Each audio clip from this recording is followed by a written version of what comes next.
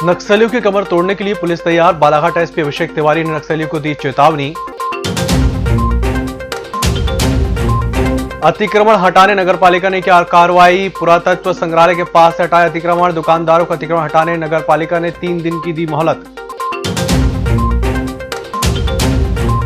और bus operator कमाई के चक्कर में भूल गए कोरोना रोकथाम के उपाय। ना ड्राइवर कंडक्टर लगा रहे मास्क, यात्रियों को नहीं है सुविधाएं। नमस्कार, बालाघाट लाइव के इस बुलेटिन में आपका स्वागत है। मैं हूं आपके साथ आकाश। अब देखते हैं खबरें विस्तार से। नक्सली समस्या से प्रभावित बालाघाट में अब पुलिस ने ऑनलाइन फ्रॉड एंकर करने वालों पर लगाम कसने का ब्लूप्रिंट तैयार कर लिया है।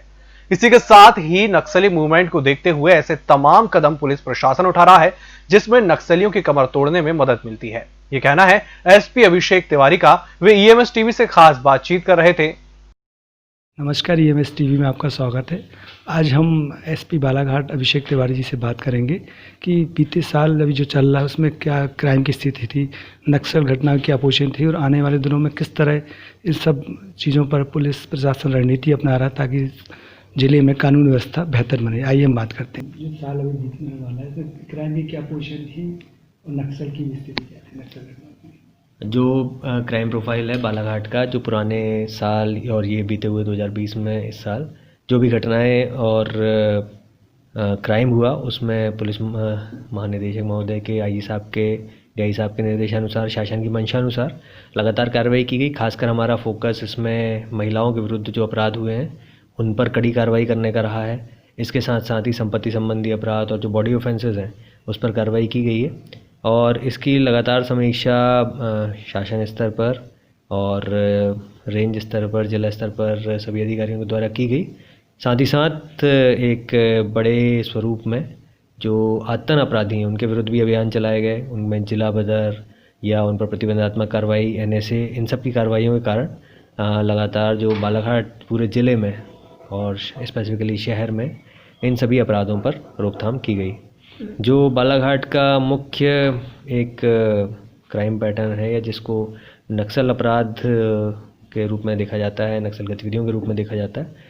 नक्सल गतिविधियों पर अंकुश लगाने के लिए लगातार जिला पुलिस बल ने हॉक फोर्स की मदद से, हॉक फोर्स के साथ, सीआरपी के साथ लगातार एरिया डोमिनेशन के ऑपरेशन चलाए और इस पूरे साल भर में लगभग 1100 से ऊपर विभिन्न क्षेत्रों में अलग अलग searching operation, area domination operation चलाए गए हैं।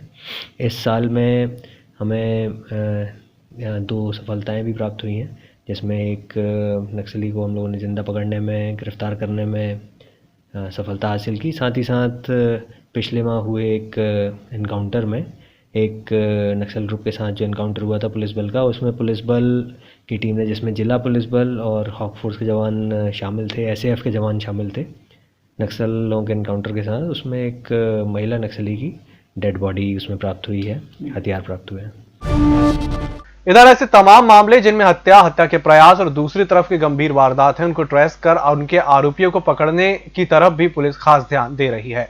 और सर, इसके अलावा ऐसी कोई घटना है जो बड़ी घटना पेंडिंग, उसमें कुछ आपने नाम वगैरह घोषणा की जो चैलेंजिंग रहे पुलिस की? जी, पुराने जैसे कि कई बार अंधे कत्ल होते हैं या कोई पुरानी घटना होती है, जैसे लामटा थाने में एक लगभग 1 वर्ष बाद वो अंधे कत्ल का खुलासा हुआ था और इसी तरह से बैहर क्षेत्र में एक अंधा कत्ल हुआ था पिछले हफ्ते ही, जिसका खुलासा ऐसा हमें उम्मीद है, जिस तरह से विवेचना जारी की आजकल में होने की पूरी उम्मीद है। इसके अलावा भी कुछ लूट की घटनाएं, चोरी की घटनाएं, उसमें अच्छी विवेचना करके हमारे विवेचकों ने, थाना प्रभारियों ने, सब इंस्पेक्टर्स ने और अन्य स्टाफ के जनों ने अच्छी सफलता इसमें हासिल की है। साइबर क्राइम में भी हम लोगों का जो फोकस है वो सबसे बड़ा हथियार जानकारी है, सतर्कता है। तो मैं आपके माध्यम से, आपके चैनल के माध्यम से सभी बालाघाट वासियों से, बल्कि सभी मध्य प्रदेश और भारत के वासियों से भी अपील करना चाहता हूँ कि जो इस बहकावे में आ जाते हैं, जो टेलीफोन के माध्यम से ओटीपी प्रदान कर देते हैं या कई बार ऑनलाइन फ्रॉड का शिकार हो जाते हैं, उन सभी चीज़ों से हमको बच के रहने की आवश्यकता है। और मान लीजिए कभी ऐसी घटना दुर्घटना हो जाती है तो हमको तत्काल उसमें सूचना पुलिस स्टेशन के साथ साथ अपने बैंक को, जिस बैंक अकाउंट से आपका अमाउंट निकला है, उसको फॉर्मल एक सूचना दे दी जाए और उस 24 घंटे के अंदर यदि वो सूचना उन तक पहुंच जाती है, वो अकाउंट से यदि पैसा नहीं निकलता है तो फ्रीज़ भी हो जाता है, वो वापस भी आ जाता है। तो इसमें सबसे पहला, क्योंकि जो एक्शन इनिशिएट करना है या जो कार्य शुरू करने का है, वो जिस व्यक्ति जो पीड़ित व्यक्ति है, जो जिसके साथ ये फ्रॉड हुआ है, उसको ये एक्शन लेना पड़ता है। तो वो या तो अपने कॉल सेंटर का जो नंबर होता है बैंक्स का, या बैंकिंग का जो ओम्बड्समैन के नंबर होते हैं, उनके अलावा यदि पुलिस थाने में बताना चाहें, पर ये कार्रवाई 24 घंटे के अंदर इनिशिएट हो जानी चाहिए। आरबीआई भी उसको अप्रिशिएट करता है कि यदि 72 घंटे के अंदर ये जानकारी बैंक तक पहुंच जाती है और यदि आपकी गलती नहीं है तो ये फ्रॉड में बैंक को आपकी राशि लौटानी पड़ेगी। तो ये सभी चीज़ों का मैं आपके संज्ञान में लाना चाहता हूँ और सभी से अपील करता हूँ कि इस तरह से ऑनलाइन फ्रॉड से बचा जा सकता है। बालाघाट नगर के अंबेडकर चौक के पास इतिहास पुरातत्व संग्रहालय के बाजू में दुकानदारों द्वारा किए गए अतिक्रमण को हटाने 15 दिसंबर को नगरपालिका के अमले द्वारा कार्रवाई की गई। नगरपालिका के कर्मचारियों द्वारा अतिक्रमण हटाने की कार्रवाई करने के पहले कुछ दुकानदारों द्वारा अपने ठेला और अतिक्रमण स्वयं हटाना प्रारंभ कर दिया गया। इसके पहले भी नगरपालिका के द्वारा इस जगह से अतिक्रमण हटाने की कार्रवाई कर दुकानदारों को जगह दुकान नहीं लगाने की हिदायत दी गई थी, लेकिन दुकानदारों द्वारा पुनः अतिक्रमण कर दुकान लगाने पर नगरपालिका द्वारा अतिक्रमण हटाने का नोटिस दिया गया था। कोरोना संक्रमण की रोकथाम के लिए बस ऑपरेटर्स ने जो दावे और वादे किए थे, कमाई के चक्कर में वह भूल गए हैं। हालांकि बस ऑपरेटर एसोसिएशन ने कोरोना की रोकथाम के लिए संकल्प लिया था और यह दावा किया था कि बिना मास्क के यात्रियों को नहीं बिठाएंगे। यदि किसी यात्री के पास मास्क नहीं है तो किराए पर 10 रुपए अतिरिक्त लेकर बसों में ही मास्क उपलब्ध कराएंगे, लेकिन कुछ ही दिनों में ऑपरेटर, ड्राइवर, कंडक्टर ये संकल्प भूल गए। आलम यह है कि बसों में यात्री तो दूर, खुद ड्राइवर कंडक्टर तक मास्क नहीं लगा रहे। सैनिटाइजेशन, यात्रियों के बीच पर्याप्त दूरी के नियमों की भी धज्जियां उड़ाई जा रही हैं। कहा जाता है कि हर किसी व्यक्ति को प्रदेश के मुख्यमंत्री और जिला पंचायत सीईओ का नाम तो चलेगा, लेकिन शिक्षा जगत के गुरु की बात करें तो हर कोई सोचेगा कि जो शिक्षक दूसरों का भविष्य संवारता है, जिसे आज तक ये नहीं मालूम है कि प्रदेश का मुख्यमंत्री और बालाघाट जिला पंचायत सीईओ कौन है, जो एक समझ से परे है। हम बात कर रहे हैं बालाघाट जिले की, जहां की सभी शासकीय स्कूलों में आज भी प्रदेश के मुख्यमंत्री कमलनाथ और जिला पंचायत सीईओ रजनी सिंह का नाम लिखा गया है। गौरतलब है कि प्रदेश में कांग्रेस की सरकार बदले हुए 8 माह बीत चुके हैं, फिर भी आज जिले की शासकीय स्कूलों में मध्य प्रदेश शासन के एक बोर्ड में प्रदेश के मुख्यमंत्री और जिला पंचायत सीईओ का नाम नहीं बदला गया, जबकि शिक्षकों के द्वारा अनदेखा किया गया। इसी के साथ बुलेटिन में एक छोटे से ब्रेक का, जल्द हाजिर होंगे।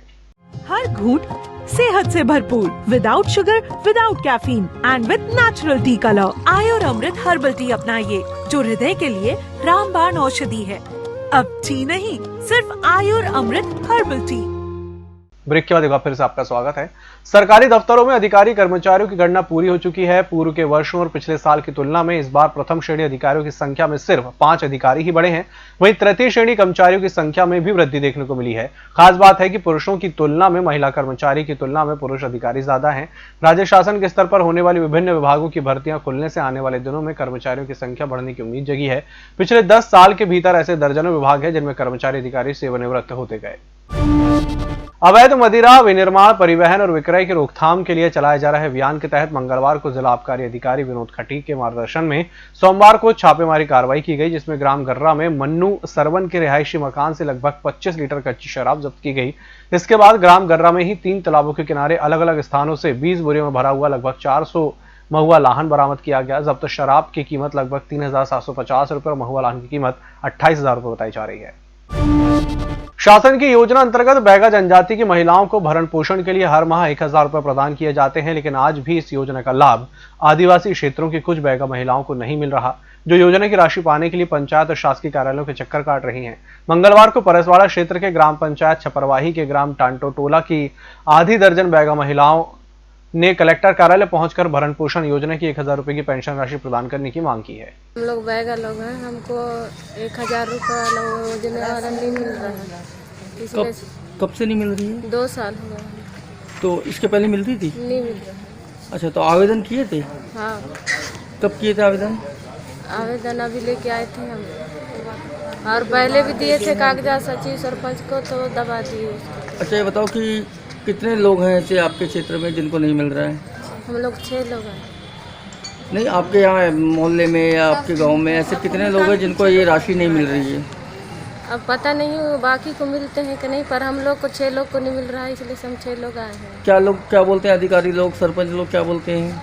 उनको तो बोलते हैं तो ये अभी लॉकडाउन है, तो ये है, तो ऐसा वैसा ऐसा करके ना बोल देते हैं। क्या दिक्कतों का सामना करना पड़ रहा है जो आपको जैसे राशि नहीं मिल पा रही है? तो तो हमारे बच्चे हैं तो हम कैसे पालेंगे जी। 1000 रुपये भी अगर मिल जाएगा तो गरीब लोग हम लोग घर चला। बैहर थाना क्षेत्र अंतर्गत आने वाले कान्हा कॉरिडोर के मलखेड़ी में पिछले 6 नवंबर को हुई पुलिस और नक्सलियों के बीच मुठभेड़ में महिला नक्सली शारदा और पुज्जे मारी गई थी, जिसके संदर्भ में कलेक्टर दीपाकार की ओर से न्यायिक दंडाधिकारी जांच कराई जा रही है, जिसके लिए बैहर एसडीएम गुरु प्रसाद को जांच अधिकारी नियुक्त किया गया है, जिसमें किसी के पास साक्ष्य, दावा और आपत्ति प्रस्तुत करने के लिए अपील की गई थी और उसके लिए 14 दिसंबर की अंतिम तारीख नियत थी। इस मुठभेड़ को लेकर आपत्ति पेश करने की अंतिम तारीख में पूर्व सांसद कंकर मुंजारे बैहर एसडीएम न्यायालय पहुंचे थे, जहां पर उन्होंने मलखेड़ी की घटना को लेकर पुलिस की कार्रवाई को फर्जी और मनगढ़ंत बताया था। इस संदर्भ में मुंजारे ने बैहर में स्थानीय पत्रकारों के साथ पत्रकार वार्ता कर इस घटनाक्रम को लेकर विस्तृत जानकारी दी। अभिषेक तिवारी जो एसपी है, जब से यहाँ पदस्थ है तब से फर्जी इनकाउंटर में नक्सलियों को मारने का अभियान चल रहा है। फर्जी इनकाउंटर अभी जो मालखेड़ी की घटना जो हुई है उसमें जो शारदा उर्फ पुज्जे नाम की एक युवती को मारा गया है, वो एकदम फर्जी इनकाउंटर है।